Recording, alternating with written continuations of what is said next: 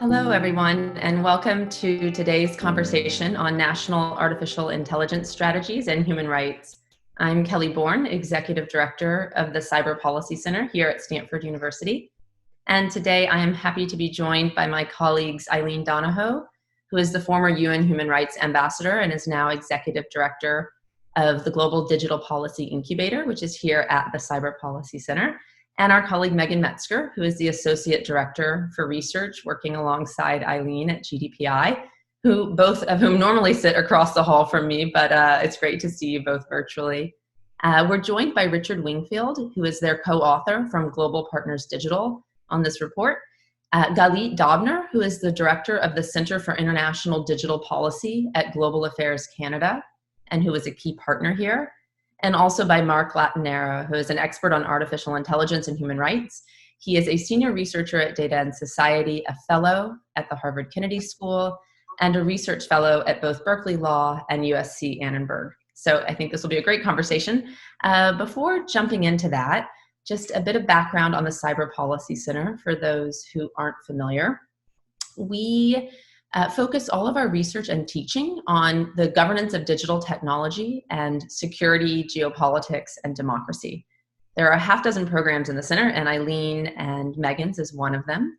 And all of our work is really intended to inform the policy agenda for governments, corporations, civil society, and academia globally. Today's webinar is actually a continuation of what was an in-person series on campus before the recent events transpired, and we've now decided to move online. So these will take place every other Wednesday at 10 a.m. Pacific, and we'll always focus on questions around the governance of digital technology. At the outset, we're having a through line of Corona that's sort of touching on all of these, both because this has had such a tremendous impact on our lives, and there is so much research coming out around digital technologies and how they are both being affected by and are being used during the pandemic. And also I think there are a lot of really important long-term policy questions that are being posed by some of the vulnerabilities and risks that we're currently observing with these digital technologies. So we will always be keeping a long-term view of what these policy implications are as we consider what's happening in the current moment. I think we've already seen many examples of artificial intelligence posing human rights challenges, everything from prison sentencing based on algorithmically predicted recidivism rates and racial biases baked in there, to gender biases in hiring algorithms like Amazon's. And then, of course, Corona is posing all kinds of new challenges. We saw last week the Indian government launching a COVID-19 tracking app despite privacy concerns, forcing some sectors and service workers to comply, which appears to have now something like 80 million downloads. And we've seen many instances of increased AI-enabled state surveillance of health in Israel and South Korea, China, Taiwan, Iran, the US government, and other Western democracies also starting to consider these technologies. And so this series is intended to touch on all of these kinds of questions, again, always with a long-term view to the policy implications in mind. A couple other notes. These will always be in collaboration with partners from other universities and think tanks. We have folks from Washington University. Recently we had Harvard, Princeton, Carnegie Mellon, and others. We'll be recording these. So this is being recorded. Everyone is muted. We're asking folks to pose questions in the Q&A box, and I will do my best to moderate those. If there are ones that you're particularly interested in, please just go ahead and put a +1 in there. And we'll save about 20 or 30 minutes for Q&A. We're going to start today with Eileen Donahoe, and she's going to speak to key challenges to human rights-based approaches to governance in an increasingly digital society, and how leaders can address COVID without undermining human rights. We'll then go to Megan, and she'll speak to what's missing in national AI strategies out of those that they've surveyed from a human rights point of view, and then also speak to some specific artificial intelligence technologies that are being deployed during COVID and how they might impact human rights. From there, we'll turn to Richard Wingfield, and he'll speak to key recommendations from the National AI Strategies Report from the point of view of Global Partners Digital. Then I want to turn to Mark, and Mark, hear from you what your greatest concerns are right now with respect to artificial intelligence and human rights. and also any comments or reflections on this report.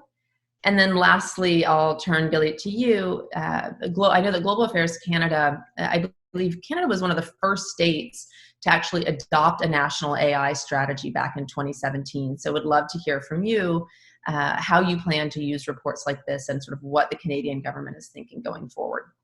And then again, as I said, we'll save about 20 or 30 minutes for Q&A. So with that, I'm going to turn it over to Eileen.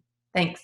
Thanks so much, Kelly. And I just want to say thank you to all my colleagues on this video seminar. Just so great to work with all of you, and I really appreciate it. So I see our primary purpose here to shine some light on the National AI Strategies and Human Rights Report that we just produced with GPD. But my job is to very briefly talk about Global Digital Policy Incubator and what we do, and then share a few thoughts about how the COVID-19 crisis is impacting our work. So first off, GDPI, in terms of substance, all of our research and programs revolve around the question of how digital technologies and digital policies impact democracy, civic space, and the enjoyment of human rights.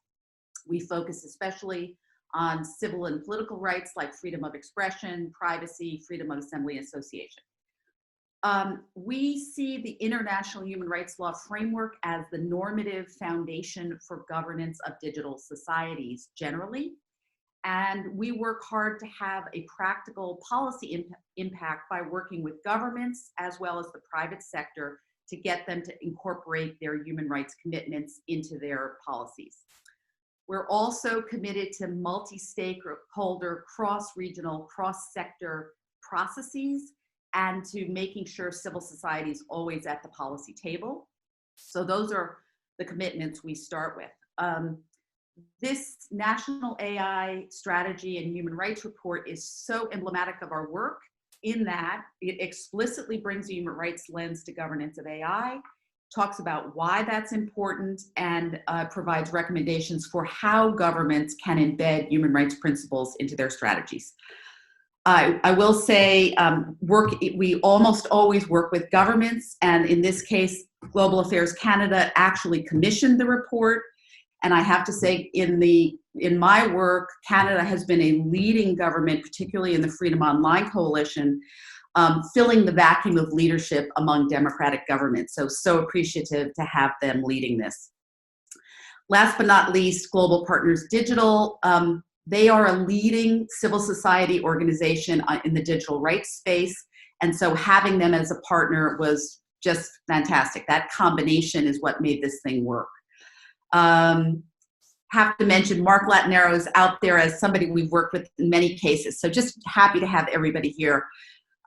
Megan Metzger and Richard Wingfield were the primary authors of this report, and I want to really acknowledge that and do a shout out to Maddie Libby, a brilliant Stanford student who did the basic research for this report, and she's available for questions. Turning now, really briefly, how does the COVID context influence our work, and how has it made protection of human rights in the digital realm even more difficult and urgent? So what I would start with is that the ultimate task and responsibility for democratic human rights respecting governments in this context is to find a way to combat the disease effectively, but without unnecessarily undermining civil liberties. And the operative word there is unnecessarily. The best way to assess the legitimacy of government responses to the crisis is by doing analysis through the human rights process principles of necessity, proportionality, and legality. There's a whole doctrine around this. The basic point I want to make is that, as with national AI strategies, the existing international human rights framework, which has served as this normative pillar for the international order for the last 70 years, really is a good starting place for analysis of the government responses to the pandemic risks and looking at how you consider implications for civil and political rights. I will also note the pandemic is a global challenge. And so there's something extremely valuable about having a globally recognized normative framework to assess responses seen around the world through a consistent and shared lens. Unfortunately, the picture that is emerging from the global response to this crisis is not one that is pretty for human rights and civil liberties. What we actually see is a global drift toward what could be called digital illiberalism, or what I would even say is a digital authoritarianism. We see new emergency decrees suspending civil liberties like freedom of movement, freedom of assembly and association. These are popping up all over the world, from Botswana to Argentina, Armenia, Cambodia, South Africa. There are too many examples to cite. In addition, digital tools have become the means through which many of these emergency measures are being enforced, such as through tools for location tracking, to enforce mandatory quarantines for travelers, or to enforce stay-at-home orders for citizens. I will note that elections have been canceled in more than 50 countries, often without dates for reinstatement. And there are many new forms of censorship and laws criminalizing various types of speech related to the pandemic. Last but certainly not least, many governments are undertaking new forms of mass surveillance by collecting personal data through digital apps for contact tracing and to analyze personal health data, in most cases without adequate security and safeguards. And all of that puts privacy at risk.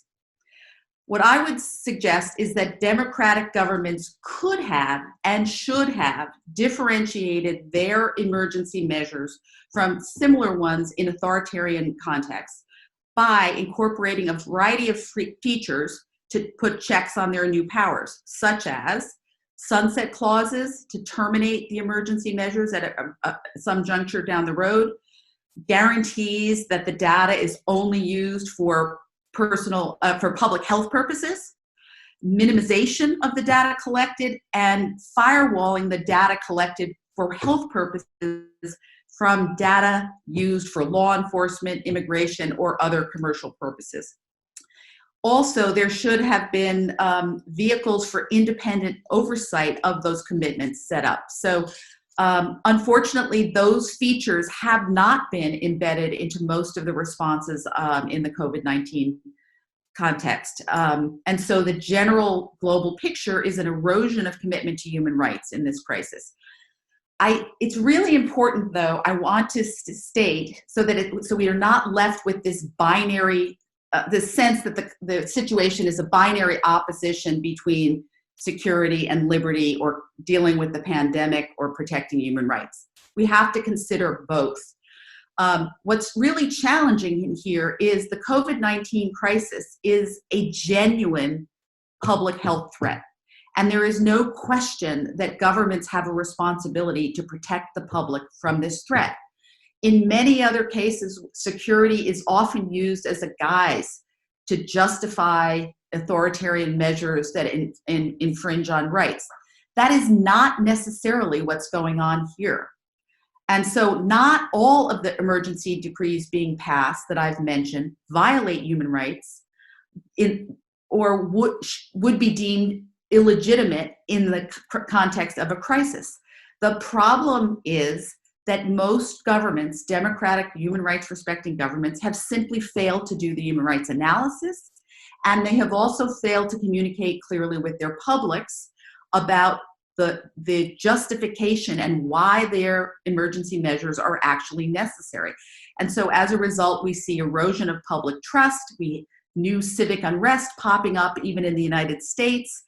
And that should not have happened and would not have happened had democratic governments done their job of communicating.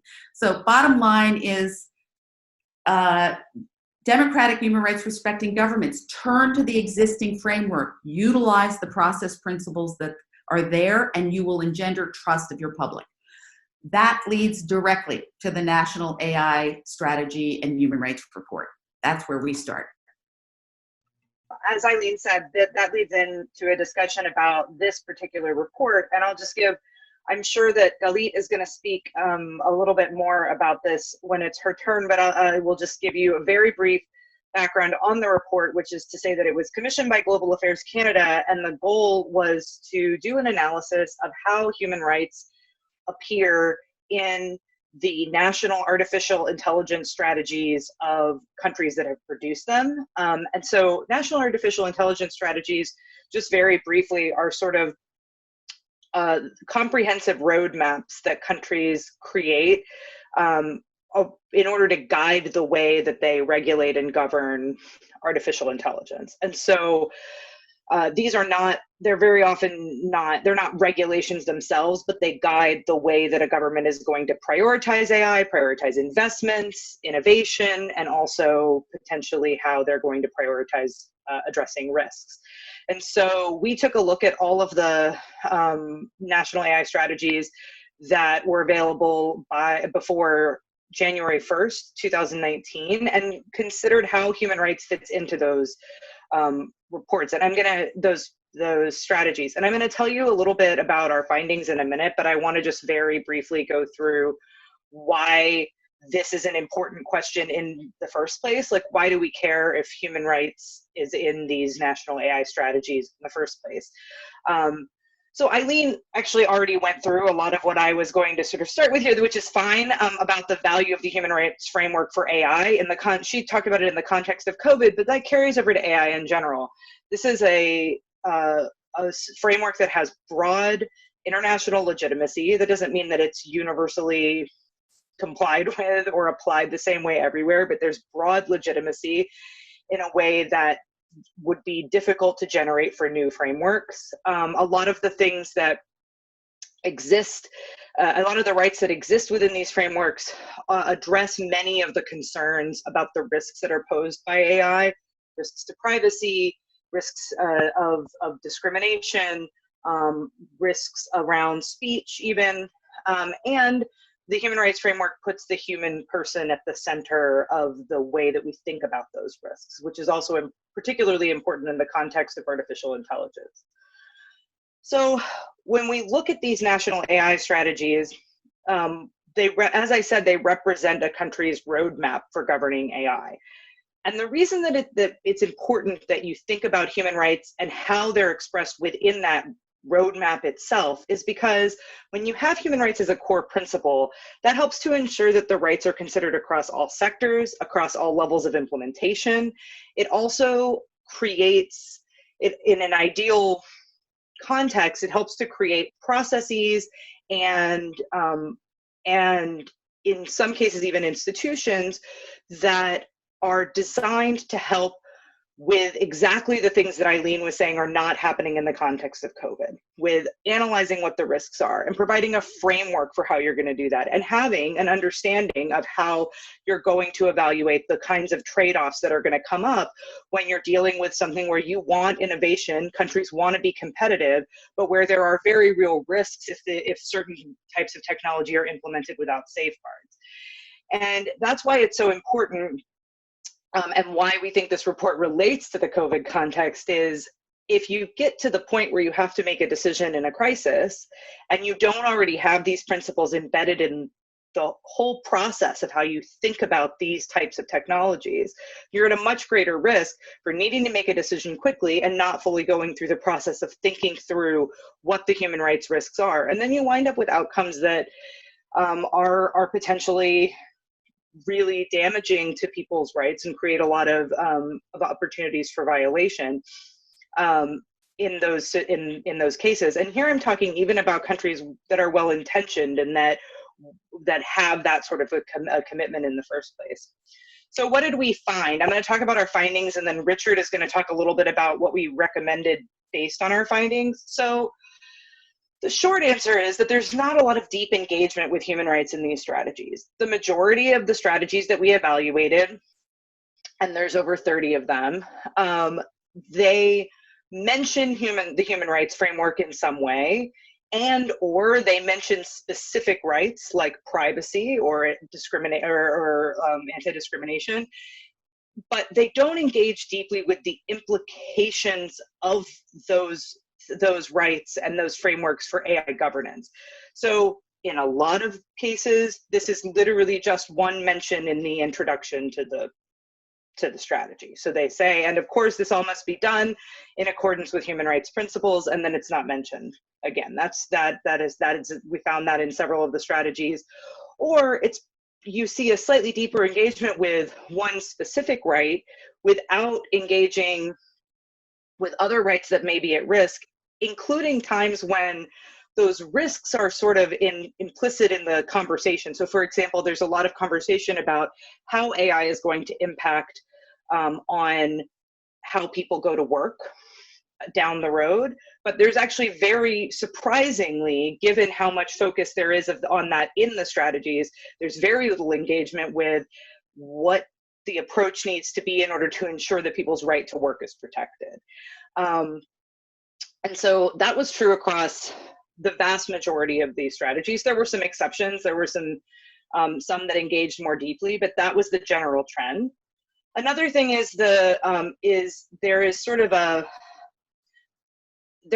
a lot of language that gets used that could potentially imply some of the same things that are embedded in the human rights framework, but which are not specified. So a number of strategies use human-centered instead of talking about human rights, or there's a discussion of the need to develop ethical frameworks. But a lot of times, and in some cases, it seems to be, when you read what might be included in those ethical frameworks, that a lot of it is in line with the human rights frameworks, but there's not a lot of times there's not a strong description of where those ethics are going to come from, how they're going to be developed, what the foundation of them is going to be. And again, it's trying to build these frameworks a bit out of building new frameworks when we already have a lot of substantial work done by the human rights frameworks themselves. Another thing that came up a lot was a lack in general across a lot of these strategies of clear commitments or incentives built in for respecting rights. So even in strategies which mention human rights, and then in the smaller number of them that engage with human rights more deeply, there wasn't always a clear roadmap for what this was going to look like. And even if we think about it in the context of strategies that use an ethical framework or a human-centered framework, even that often there's not a clear set of commitments or built-in incentives to try to ensure that this actually happens. So it's written into the strategy, which is good because this sort of puts a pin in the ground and puts a stake in the ground and says, this is where we are. But it doesn't, in most strategies, there's not a clear way to ensure that that actually winds up being implemented. And then finally, something that came out in interviews that we conducted, because in addition to reviewing the strategies, we did conduct a number of interviews with experts and people from government.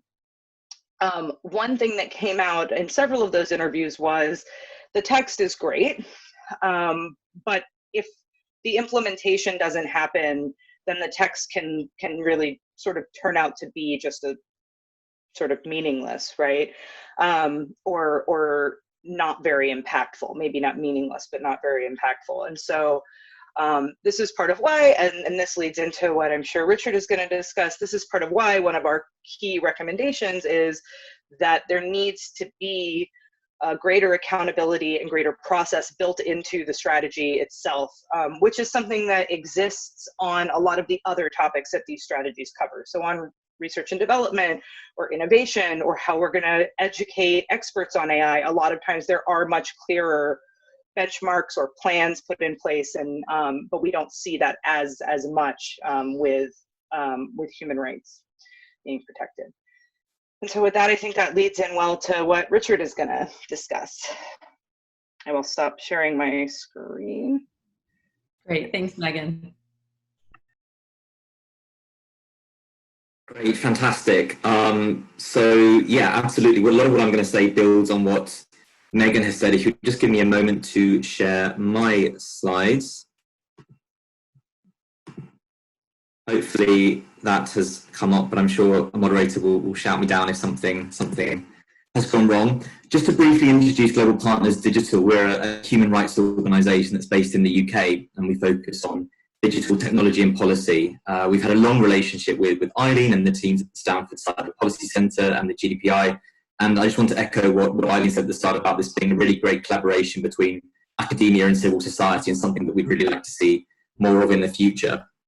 So our report contains 6 broad recommendations for governments developing these strategies, and many of them you'll see will address or seek to address the gaps and issues that Megan outlined in her presentation. We've also tried to build upon the good practices and examples that we saw in our research to ensure that the bar is continually being raised. The first, and this might seem obvious, that human rights should be included explicitly and throughout the strategy. As Megan mentioned, the fact that so many strategies either didn't mention human rights explicitly or referred to these more nebulous frameworks such as ethical or human-centered, underdeveloped frameworks means that this sort of very obvious recommendation is still necessary. And just to sort of echo again what Megan said, that this is more than just sort of saying that there is a commitment to human rights in the preamble or the introduction to this strategy. What really needs to be seen is a regular referencing throughout the strategy and all of its components of how the human rights framework applies and how it's informed the government's policies as a result. Secondly, strategies need to be better at outlining the specific steps to be taken to ensure that human rights are protected. And again, as Megan mentioned, we've seen very specific concrete actions set out with respect to education of individuals, seeking expertise, developing innovation, economic growth, and so forth. And we'd like to see something equivalent when it comes to the means to protect human rights. And this could mean lots of different things. It could mean regulation. It could mean updating data protection laws or creating new legal frameworks. It could mean incorporating human rights within the curriculums of education and training of individuals who are learning about AI. It could mean targeted funding for research so that when research is supported by government or commissioned by government, that human rights safeguards are built into the way that the research is undertaken, or even research into human rights and AI. And we very much want those objectives and actions to be, for those familiar with the acronym SMART, so ones that can be measurable by those who are overseeing or monitoring or evaluating these strategies, and ones that will clearly lead to real-life impacts. Thirdly, and connected to this, these incentives, or rather these activities need to have incentives or specific requirements to ensure human rights respecting practices. So occasionally you'll see references to things like the development of guidance or recommendations, sort of non-binding voluntary measures, but we found that these rarely led to the kind of systematic change that's necessary when the risks to human rights are so significant. And so this might mean things like binding regulation, which applies to the private or the public sectors. It might mean tying specific conditions to the research that's undertaken on AI, or when AI technology is procured by government, building in human rights safeguards. It could mean things like mandatory human rights or privacy impact assessments being carried out by those who are developing or procuring or using AI. Looking at the international dimension, perhaps tying in human rights considerations when governments are looking at AI-related capacity building in other countries. Fourthly, the strategy should ensure that there are effective grievance and remediation processes for human rights violations. And perhaps sometimes this is overlooked, but the right to an effective remedy is a core component of the human rights framework more broadly, but also if you're looking at the role of the private sector, which is obviously significant when it comes to AI, the UN Guiding Principles on Business and Human Rights. We all know that whatever system or framework you come up with, there will inevitably be imperfections and accidents and mistakes. So human rights violations are in some ways, unfortunately, always going to take place. So this is why it's important to make sure that you have mandatory grievance and remedial processes that are relevant to AI specifically. And this could mean things like NHRIs, National Human Rights Institutions, or data protection authorities being able to receive complaints. It might mean requiring companies that are developing AI or using AI to have processes in place for people to make and raise concerns and complaints about the impact that it's had on their rights.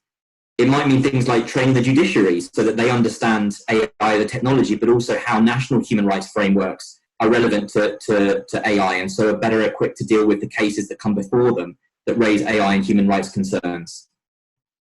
Fifth, and this is something which will hopefully be of particular interest to governments looking at the global dimension, strategy should also contain regional and international elements to AI policy.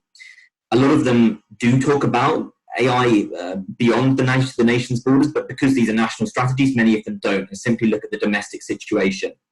But as is pretty obvious, AI is a global technology, and no one government is going to be able to fully manage the risks to human rights which are posed by AI. It may be that the companies that are developing the technology that are used in a particular state are actually based in another state, and therefore it's difficult to regulate them. There may be partnerships among governments, research institutions, or other actors in AI across national borders. And of course, lots of governments want to align their own AI policies with those of other states to enhance their attractiveness and competitiveness. So this all means that we need global and regional frameworks relating to AI, which have human rights considerations built into them, as well as national frameworks. And so governments should play a leading role here in identifying the kinds of forums and processes that they could engage with, and also how the government intends to engage in them to promote human rights-based outcomes. And then finally, governments should include human rights experts and other stakeholders in the drafting of the strategy. Many governments we know have fantastic expertise on human rights issues, but a lot of the experience of human rights impacts lies outside of government with civil society organizations, with academics, and with other stakeholders. This will particularly be true when those stakeholders represent communities that may be adversely affected by AI or benefit particularly from it. We know that AI creates huge risks to discriminatory outcomes, and so making sure that groups which can represent or speak on behalf of women, persons with disabilities, racial and ethnic minorities, etc., are part of the development of any national AI strategy. And we believe that proactively seeking out this expertise not only makes sure that those risks and opportunities are not missed, but it will also help build and cement long-lasting relationships, which can help when the strategy is implemented and monitored. What we want to see now, as we sort of move beyond this report, is to see these recommendations translate into action and for new and revised AI strategies to reflect them. And we understand that with the help and support of the Canadian government, Scotland and Chile are two examples of countries that are now using this report to develop their own strategies and to inform it, which is wonderful. So we very much hope that this report and the recommendations that it makes remain a living and influential advocacy tool, and we're looking forward to seeing how we can ensure that this is the case. So I'll pause and pass back to you there. Richard, thanks so much. And Mark, I'd love to turn to you now just to hear any observations or reflections you have on this before turning over to Galit. So let me just maybe take a step back and say, just hearing this conversation, I started just imagining what it would be like if the national AI strategies that the authors did such a fantastic job of analyzing, if it did contain a very robust engagement with human rights and used human rights as a lens, as a strategy, if you will, to direct national policy with regard to AI. Because when we talk about AI policy, it's a critical topic to understand because it gives us an insight into the geopolitical landscape, the particular government policies, how it relates to companies, businesses, academic research, and sort of state funding for academic researchers. And we all know that AI has wide social ramifications, both positive and negative, that stem from the technology itself. There's data that needs to be collected for AI to work. So it's data collected from people and lots of people. And we're also talking about technologies that, with machine learning and others, they're black box technologies. There's a transparency issue. It's hard to explain how they work to policymakers and even to the computer scientists themselves. And on top of that, you have the social systems upon which these AI technologies will be used and deployed by governments or companies. And these social systems themselves have systemic bias, discrimination, et cetera. So we're talking about largely untested experimental technologies which are being deployed in our sort of basic social functions, from the judicial system to housing to education, et cetera. And I was imagining, what if we ask the question, why should we take on any of those risks at all? And what would it take for those risks to be mitigated? And I think governing AI is really about governing those risks. Provide detailed policy to mitigate those risks and harms, to provide accountability, transparency, and oversight, using the human rights framework to do that. And so again, I was imagining if we had all that in place with the AI strategies that were analyzed, what would our COVID response look like today? Or how could we imagine what that would be like? And what we would have had is a benchmark to address a lot of the concerns around COVID-related technologies. Because I'll get out of the imaginary phase and come to reality. We don't have a strategy for developing and deploying AI or technology in general to address humanitarian crises like COVID and epidemics. We don't have a strategy around AI and tech to address conflict, disasters, etc. And I just read in the New York Times today, there's a quote from someone from FEMA which said that an emergency is a terrible time to exchange business cards.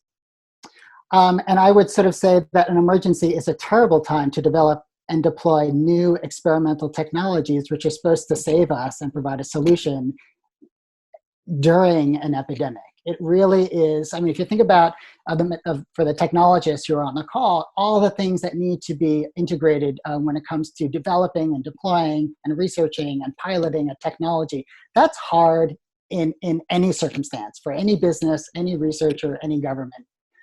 To do that in a live, real-time crisis where people are dying, people are getting sick, and we don't know exactly how the science of COVID. It's extremely hard, but that's what we are asking governments and companies to do with this technology. And so, where can we meaning human rights researchers, advocates, policymakers, technologists, where is a good place for us to intervene? And again, a lot of this has been said already, but I do think the intersection of government and the tech companies deserves more of our attention.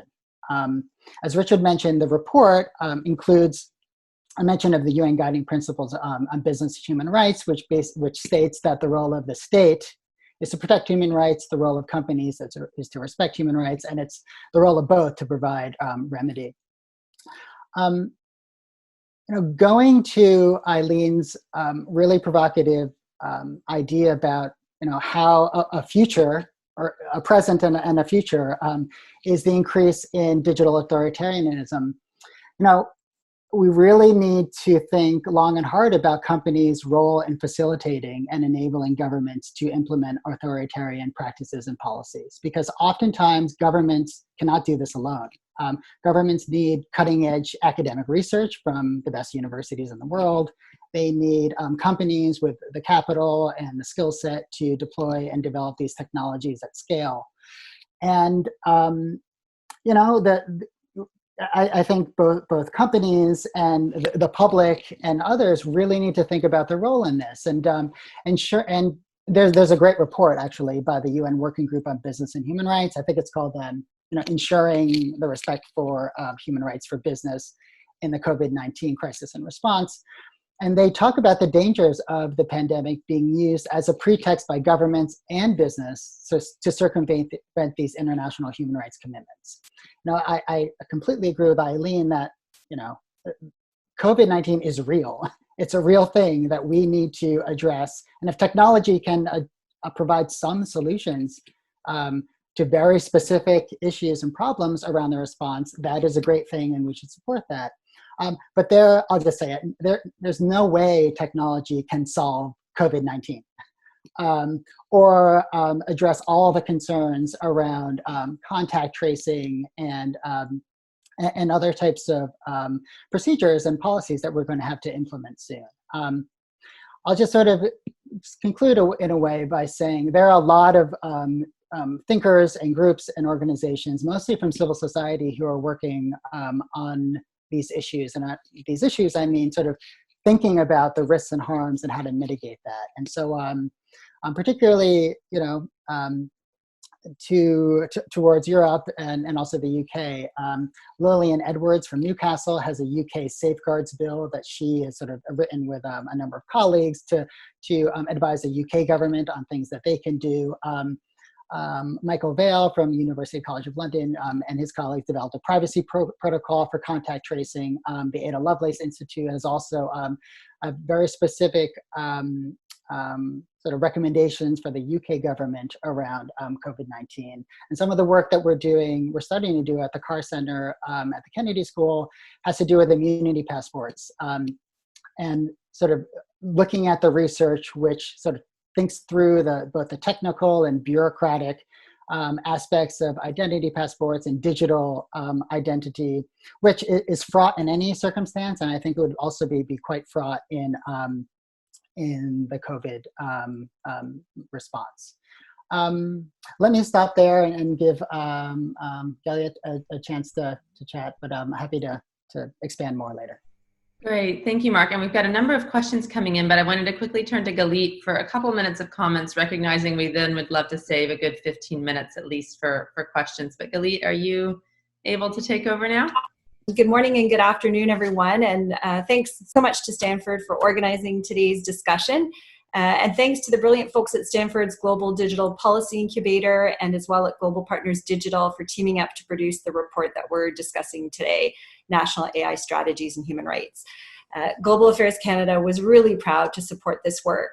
This report for us really offers countries, including Canada, with concrete signposts for how we can meaningfully incorporate human rights into the design or the refresh of our national AI strategies.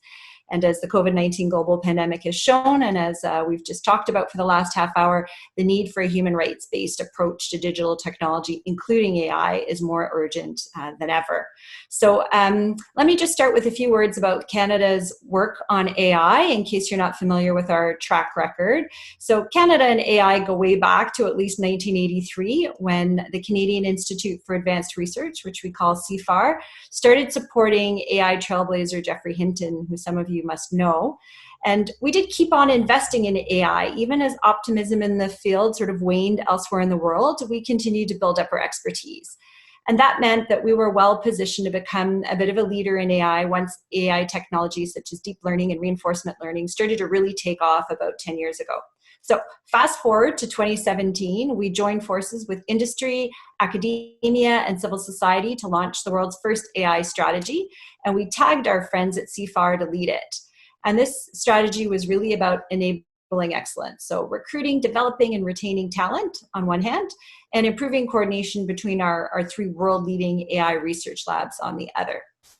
But at the same time, Canada has also been at the forefront of a lot of the global discussions about the risks posed by disruptive technologies like AI and the importance of human rights respecting approaches to AI development.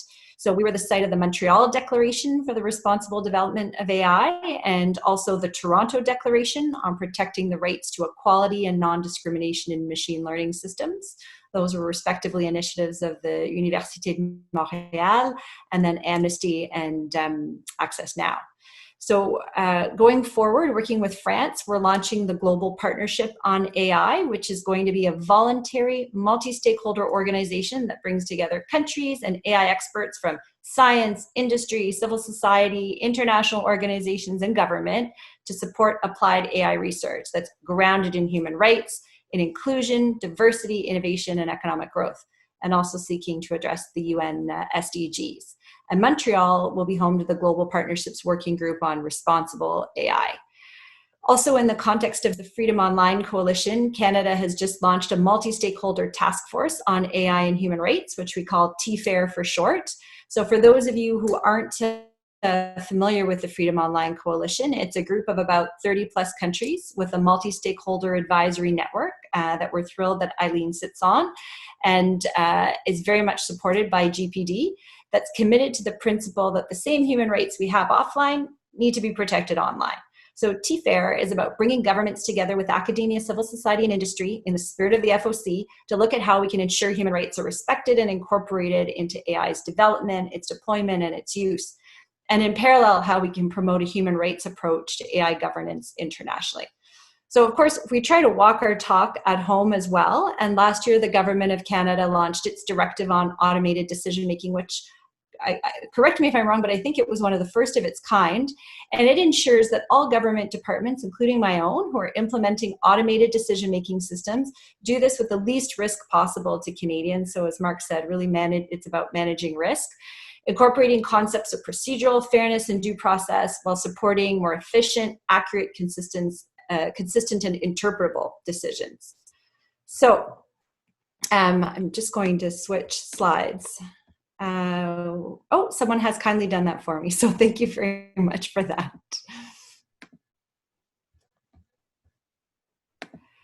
Great. So COVID-19 now upon us, and we've discussed a great deal about the need for a human rights approach to AI being more acute than ever.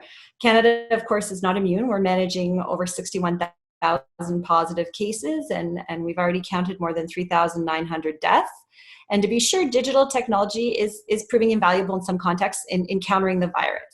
But as is always true about technology, and we've discussed already today, its application has serious implications for rights. And the Government of Canada, like other democratic governments, is really doing its best to try to counter the pandemic in ways that reinforce democratic values and human rights. So a few examples. For instance, the pandemic, as we've said, has catalyzed an unprecedented rollout of surveillance technology worldwide, jeopardizing rights to freedom of expression, assembly, movement, privacy rights. So Canada, like others, is exploring how we can leverage this technology to help keep Canadians safe. But our privacy commissioner was out of the gates immediately, providing the government with a framework to guide the development of these sorts of initiatives that impact privacy. And pronounced on these have to be, they have to have a clear legal basis. They have to be necessary and proportionate, have limited purpose, use de-identified or aggregated data whenever possible, really take into consideration the impact on vulnerable populations, and they need to be time limited. And governments should be transparent, must be transparent and accountable for these measures. So in another example, we've seen the sheer volume of COVID-19 misinformation and disinformation has been disseminated online, and it's pushed content moderation practices fired up by AI and tools to their limits. So some malign actors are leveraging this infodemic, and they're spreading disinformation for their geopolitical ends, ideological ends, or financial reasons. We've seen digital tools amplifying xenophobic and hateful discourse against vulnerable groups. Some governments, as we've said already, are responding by unduly limiting media freedom and freedom of expression. So in the very first couple weeks of the pandemic, our Minister of Canadian Heritage announced a few $1 million in funding for projects to prevent the spread of false and misleading information, and importantly, to try to promote unity and solidarity among Canadians.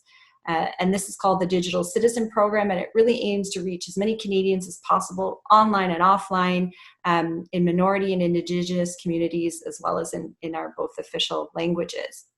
And finally, a last example, the pandemic has also magnified digital divides within and across societies.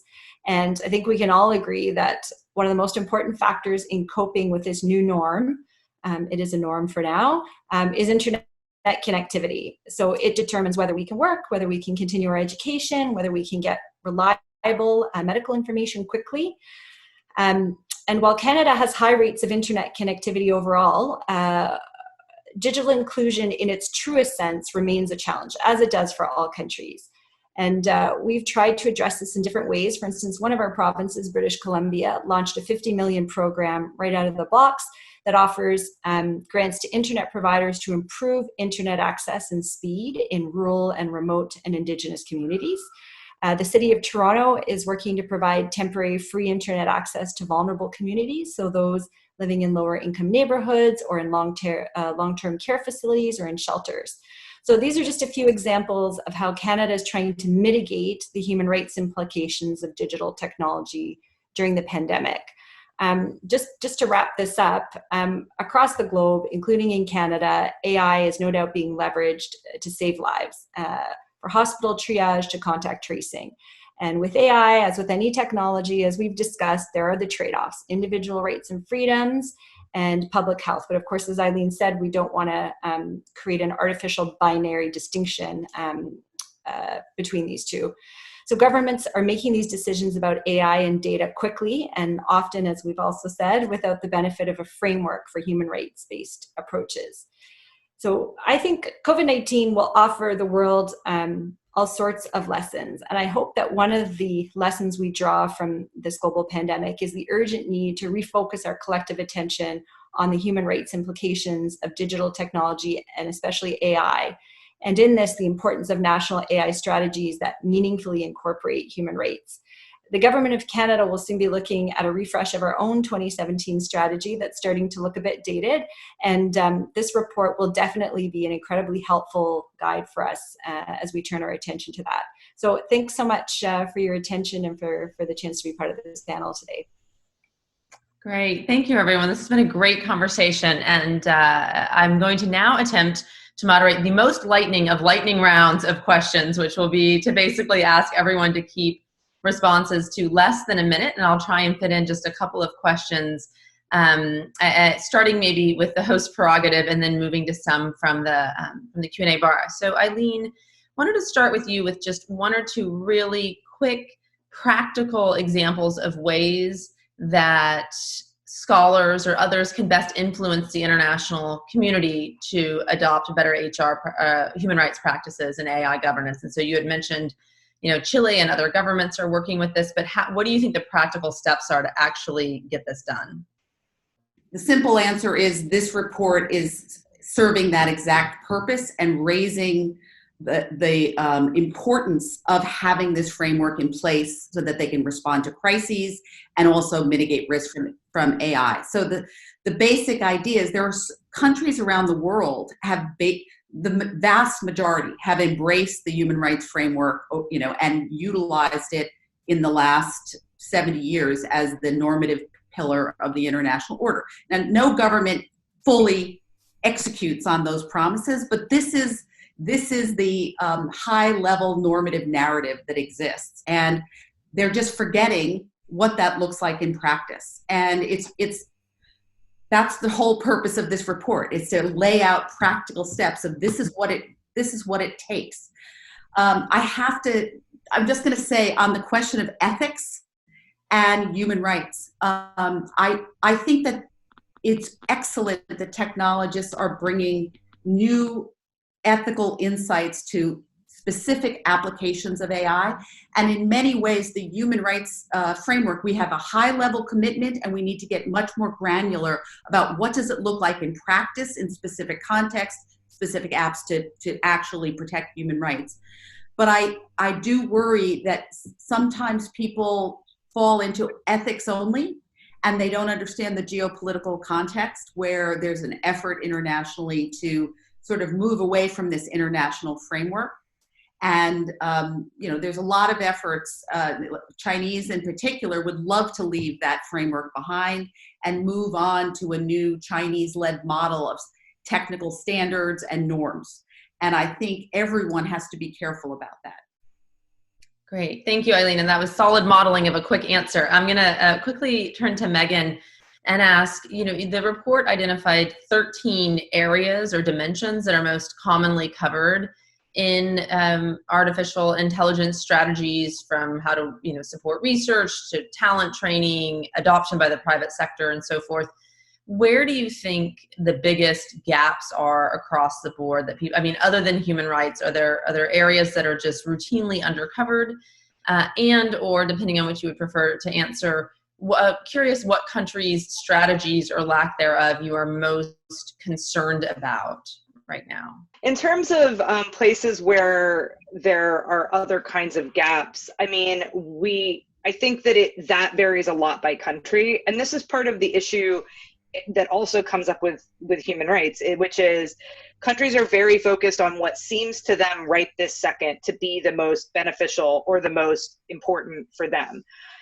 But what that fails to encompass is that if you address that one area while not having a clear plan for what you're going to do in another area, then what happens is okay, maybe that goes fine, but other things that also feed into that don't. So I'll give you a practical example that is related to human rights, which is there are countries that only look really in the AI strategy from a human rights perspective at the right to work, because they're very concerned about automation and these kinds of things. And that, no complaint, there's real concerns there.